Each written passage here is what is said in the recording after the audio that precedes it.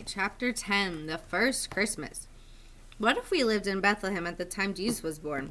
Our story might have been like that of a boy named Aaron and his little sister Anna. They loved all the excitement in this normally sleepy town. There was something going on everywhere they looked. And the people, they'd never seen so many people.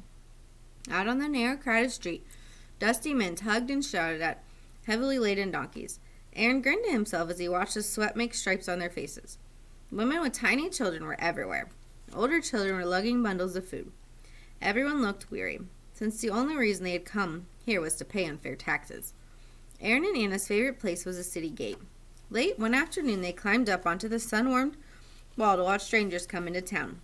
Alone and in groups, the people arrived, some walking rapidly on this last bit of their journey. An old man at the gate said a few of the travelers were from as far away as Nazareth. Aaron could hardly believe it.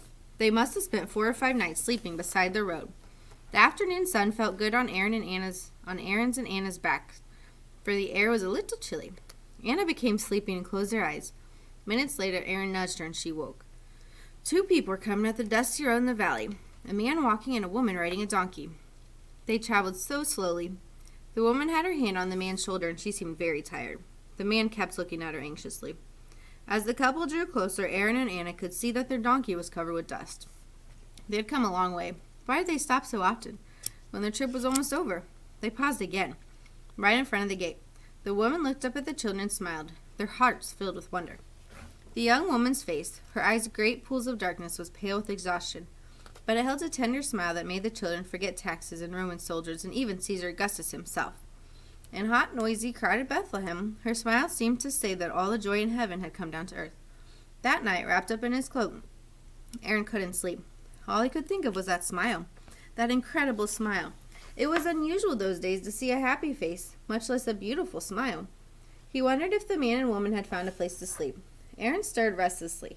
He somehow knew this was a special night. Something wonderful, he sensed, was about to happen. Something so wonderful he was almost afraid to breathe.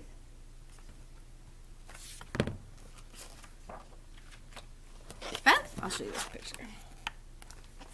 Bethlehem was very still on other evenings. Donkeys brayed in their stables and wolves howled from their hilltops. But even the donkeys and wolves were quiet. The wind itself had stopped blowing. It was as if the whole world was listening, waiting. Late, very late, there was a commotion outside. Men were shouting and running, their sandals scuffing on the dirt. Aaron poked Anna, his finger on his lips. Quietly, the children jumped to their feet and ran to the door. They stared at the men talking so loudly in the middle of the night.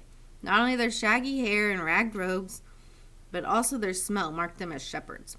Probably the outcast shepherds who kept watch over the sheep outside Bethlehem, the sheep chosen for temple sacrifices. But what were they saying? They'd seen an angel. Aaron looked at them again to make sure they were really shepherds and not crazy people. We saw an angel, they repeated. And the angel told us about a baby being born in Bethlehem, a baby called Savior and Lord. They'd just seen the baby with their own eyes. He was in a cave that the innkeeper used for a stable. Aaron didn't want to hear more. Grabbing Anna's hand, he took off down the street as fast as he could run. Anna's short legs could hardly keep up with his longer ones. They ran past houses where drowsy people stumbled to the doors to see what all the racket was about. Panting, they finally reached the cave and peered in.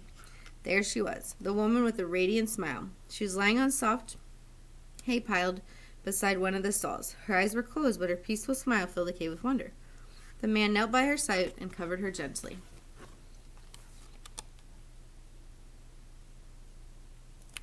There's a depiction of it. Probably not the most accurate, because if you've ever been in a barn, they're not usually this clean.